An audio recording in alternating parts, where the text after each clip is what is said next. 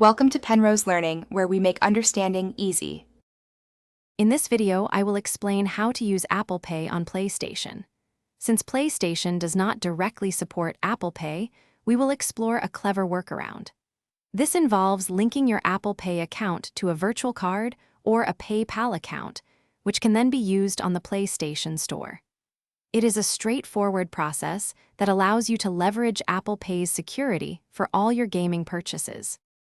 The first step involves setting up a virtual card.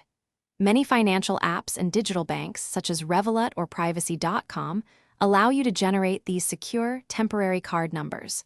You will link your Apple Pay to one of these services, then create a new virtual card. This card will have its own unique number, expiration date, and security code, completely separate from your physical cards. This method enhances your security significantly. Now, let's add your new virtual card to your PlayStation account. Navigate to the PlayStation Store, then find your account settings and select Payment Methods. Here, you will choose to add a new credit or debit card. Carefully input the virtual card number, the correct expiration date, and the 3-digit security code. This ensures your PlayStation account can now recognize and process payments through your secure virtual card. Finally, you are ready to make a purchase. When you find the game or content you want, proceed to checkout as usual.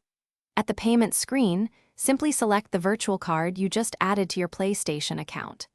Confirm the purchase, and your secure Apple Pay will seamlessly process the transaction through that virtual card without ever directly exposing your primary card details to PlayStation.